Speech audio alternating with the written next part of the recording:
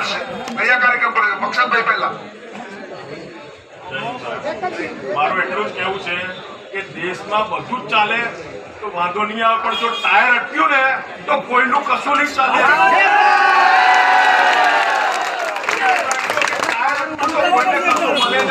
અને અમારા કામદારથી માંડીને બધા અમે જોડે જ છીએ, એટલે વિચાર કરીને આગળ કામ કરજો સાહેબો. જે બી છે બેઠા બેઠા બધા સાંભળી લેજો. અમને આગળ બોલતા આવડતું નથી, અમને ચલાવવાનું અને રોકવાનું આવડે છે.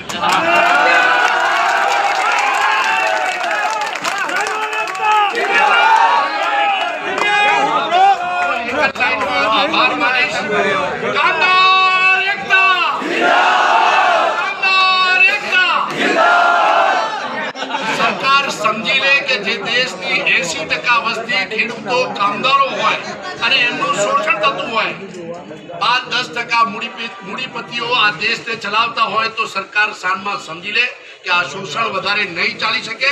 લોકો સમજી ગયા છે આજે દેશનું ખેડૂત, કામદાર, ડ્રાઈવર, લારી ગલ્લાવાળો, હોકર્સ, તમામ લોકો રસ્તા પર હોય એ કેવી રીતે ચાલી શકે. આપણે સૌ ભેગા થયા છીએ, એક સૂત્રોચ્ચાર કરીશું, હમ સબ એક હૈ, હમ સબ એક હૈ.